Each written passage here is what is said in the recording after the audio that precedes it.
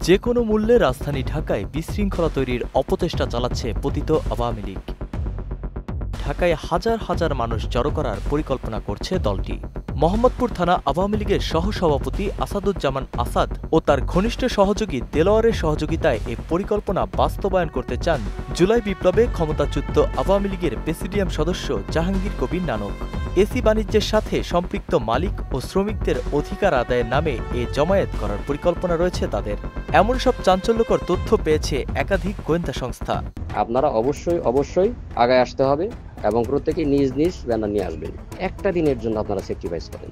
15 তারিখ এটা নিশ্চিত হয়ে গেছে, আমরা গণরেলি করব। তো সেখানে আরো ব্যতিক্রম কিছু হবে, সবকিছু এখানে বলতে চাচ্ছি না। ঝামেলা যদি কেউ করতেও আসে তার অস্তিত্ব সংকটে পড়ে যাবে। দেলোয়ারের এমন ঘোষণায় শঙ্কিত রয়েছেন এসি শ্রমিকরাও। দেলোয়ার তাদের অধিকারের কথা বলে আওয়ামী লীগের এজেন্ডা বাস্তবায়নে কাজ করতে পারে বলে ধারণা তাদের। আসলে আপনারা জানেন যে আসাদ সাহেব উনি হচ্ছেন আওয়ামী লীগ করেন। এই আসাদ সাহেব হয়তো দেলোয়ার সাহেব এই দুজন মিলে এই 15 তারিখে দেশের বাইরে থেকে ঢাকার বাইরে থেকে লোক আইনা দেশে একটা অশ্লীলতা তৈরি করার চেষ্টা করতেছে।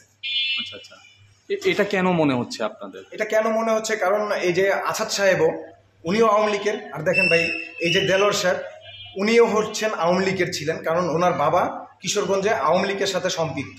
যে দেলোয়ারের মাধ্যমে আওয়ামী লীগ এমন পরিকল্পনা করছে তার পরিচয় নিয়ে ধোঁয়াশা রয়েছে বিভিন্ন মহলে। কখনো আওয়ামী লীগ নেতা, কখনো বিএনপি, কখনো বৈষম্য বিরোধী আন্দোলনের সমন্বয়ক, এরকম নানা পরিচয়ে পরিচিত তিনি।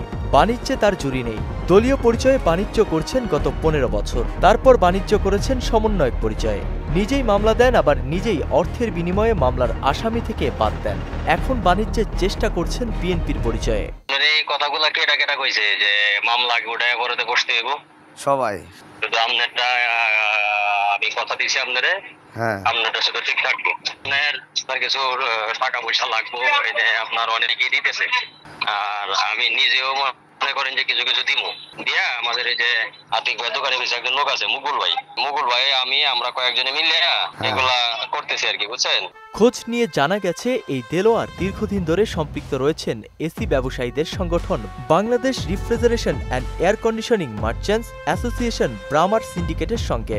নানা দুর্নীতির অভিযোগে অভিযুক্ত ব্রামার সাবেক সভাপতি মোহাম্মদ আসাদুজ্জামানের ঘনিষ্ঠজন হিসেবে পরিচিত দেলোয়ারের সঙ্গে এক ব্যক্তির ফোন আলাপের রেকর্ড এসেছে প্রতিবেদকের হাতে। আসাদ মিয়া এটা বুঝতে হবে যে ইন্টারন্যাশনাল, আপনি যদি বলেন যে আন্তর্জাতিক মাফিয়া বা আন্তর্জাতিক লেভেলের সন্ত্রাসী থাকে না, টিভি চ্যানেলে দেখায় না সিনেমার মধ্যে, আসাদ মিয়া হইল গা আন্তর্জাতিক লেভেলের একজন খেলোয়াড়। হ্যাঁ, তা আন্তর্জাতিক লেভেলের একজন খেলোয়াড় রে মনে করেন যে সে মনে খেললে দিব, এটা কি এরকম হইতে পারে? তারে খেলতে হইলে ওইরকম খেলোয়াড় লাগবে। অভিযোগ রয়েছে গত সরকারের আমলে যুবলীগ নেতা পরিচয়ে দাপিয়ে বেরিয়েছেন দেলোয়ার। তার বাবা কিশোরগঞ্জ সদর উপজেলা আওয়ামী শ্রমিক লীগ ত্রাণ বিষয়ক সম্পাদক। তার বাড়ি কিশোরগঞ্জ হলেও থাকতেন সাভারে। সাভার থেকে 24-এর বৈষম্য বিরোধী ছাত্র জনতার আন্দোলন দমনে যুবলীগ ছাত্রলীগের সঙ্গে যোগ দেন, আহত হন, কিন্তু পরবর্তীতে পল্টি দিয়ে মিশে যান স্রোতের সঙ্গে। দেলোয়ারের প্রতিবেশী জসিমউদ্দিন বলেন, 24-এর ছাত্র আন্দোলনের পর শুনছি দেলোয়ার আওয়ামী বিরোধী রাজনীতি করেন, কিন্তু বাস্তবতা হচ্ছে দেলোয়ার ও তার বাবা শুরু থেকেই আওয়ামী লীগের রাজনীতির সঙ্গে যুক্ত ছিলেন। সাভারে থাকা অবস্থায় ছাত্রদের দমন করতে গিয়ে যুবলীগ ও ছাত্রলীগের সঙ্গে মাঠে ছিলেন। আন্দোলন দমন করতে গিয়েই আহত হন দেলোয়ার। দলীয় পরিচয় সম্পর্কে কিছু জানেন? আমরা যতটুকু জানি ওর বাবা শ্রমিক লীগের নেতা। সেলিম রেফ্রিজারেশন নামে সাভারে একটা প্রতিষ্ঠান আছে, তার নামে এরকম মামলা দিছে। তারপরে আরো মিরপুরে একজন আছে, মিরপুর 12 নম্বরে একজন লোক থাকে কাছে, তার নামেও সে মামলা দিতে। মামলা দেওয়ার পরে তাদের কাছ থেকে এই হুমকি ধমকি দিয়ে, এবং ও এখনই সব কথা বলে যে সে জুলাই ফাইটার, তার সাথে কেউ লাগলে তার নামে মামলা দিয়ে দিবে। জসিমের এমন অভিযোগের সত্যতা নিশ্চিত করতে দেলোয়ার যাদের বিরুদ্ধে মামলা দিয়েছেন এবং সেখান থেকে নাম বাদ দিতে যাদের কাছে অর্থ দাবি করেছেন তাদের সাথে যোগাযোগ করা হয়। এদের একজন রাজধানীর মিরপুরের বাসিন্দা আবুল কাশেম। তার বিরুদ্ধে মামলা দিয়ে 5 লাখ টাকা দাবি করেন দেলোয়ার। 5 তারিখে আমি কক্সবাজারে ছিলাম, যে হোটেলে ছিলাম ওগুলো সব ডকুমেন্টারি আছে। ও তো আর জানে নাই যে কে তখন কে কোথায় ছিল। ওর দরকার ছিল একটা মিথ্যা মামলা করে দিয়ে হয়রানি করা। আমাকে বলে আপনি আমার 5 লাখ টাকা দেন, আমি এগুলো ঝামেলা শেষ করে দিই, কারণ আপনার বিষয়টা জটিল। আপনি এখানে আছেন হলো 4 নম্বরে, ঠিক আছে?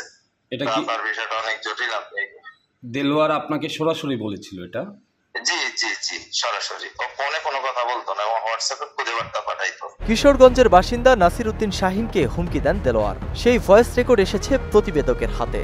আপনি এই ভয়েস আবার ডিলিট করলেন কেন? ভয়েস ডিলিট করলে কি মনে করছেন সব ঠিক হয়ে যাবে? ভয়েস আমি ট্রান্সফার করে রাখছি আরেক জায়গায়। আপনি আমার কি পাগল মনে করেন? এখন এই বিসি ভিতরে ঢুকে গেছে, একটু ধৈর্য ধরেন। আপনার বিএনপি কে আপনারা তারেক জিয়া শিখাই দিছে এগুলি করার জন্য? আপনার বিএনপির পদ দিছে কেডা? আপনার বদমাইশ আমি এবার ছোটাবো আমি। এই বিষয়ে জানতে চাইলে নাসির উদ্দিন শাহিন জানান, আমার বাড়ি ঘরে ট্যাপ করেছে, আমার পরিবারের সাথে এমন ধরনের হুমকি দিয়ে গেছে। আমার পরিবার মানে আমার বউ বাচ্চা একদম হতাশার মধ্যে ছিল। মানে আমাকে মানসিক ভাবে এত টেনশন দিছে, রিমাইন্ড দিছে। মানে আমি একটা মানুষ যখন রিমাইন্ড পায় তখন এই রিমাইন্ডে যদি না নিতে পারে তখন মানুষ কিন্তু সুইসাইড করে। এরকম একটা পরিস্থিতি করে ফেলছিল। আসলে একটু শ্রমিক লীগ করতো থেকে জানছে মানুষ। আমি না বলি আরেকজন বলবি, আরেকজন না বলে আরেকজন বলবি। এই বিষয়ে দেলোয়ার হোসেনের সঙ্গে যোগাযোগ করা হলে সব অভিযোগ অস্বীকার করে তিনি বলেন, এসব অভিযোগ মিথ্যা। তবে মামলা থেকে নাম বাদ দিতে চাঁদা চাওয়ার ভয়েস রেকর্ড সম্পর্কে জানতে চাইলে তিনি সদুত্তর দিতে পারেননি। আমি বলছি যে তারেক রহমান তো খুব সুন্দর করে কথা বলতেছে এবং তার দলের লোক কাউরে ছাড় দিতেছে না। তা আপনি যে এই যে বাজে কথাগুলো যে বললেন, আপনারা কি আপনার দলের লোকজনকে শিখাই দিছে নাকি তারেক রহমান আপনাকে বলে দিছে? এই ধরনের একটা ভয়েস আমি দিছিলাম। আন্দোলন পরবর্তী সময়ে সমন্বয়ক পরিচয়ে বিভিন্ন মানুষের বিরুদ্ধে মামলা দিচ্ছেন, পরবর্তীতে সেই মামলা তুলে নেওয়ার জন্য অর্থ দাবি করছেন। আমি একটা লোকের কাছ থেকে টাকা নিয়েছি অথবা টাকার জন্য বলছি যে আমাকে টাকা দেওয়া লাগবে, এই প্রমাণ যদি সে দিতে পারে সেই ক্ষেত্রে আমার বিরুদ্ধে যে ব্যবস্থা নেওয়া দরকার প্রশাসন নেবে, সরকার নেবে। দেলোয়ারের বিরুদ্ধে অভিযোগের শেষ নেই। বিভিন্ন সময়ে জবরদখল, প্রতারণা থেকে শুরু করে চুরি ডাকাতির মামলাও রয়েছে তার বিরুদ্ধে। নাসিমুল পারি, সৌরভ, মোহনা ডিজিটাল।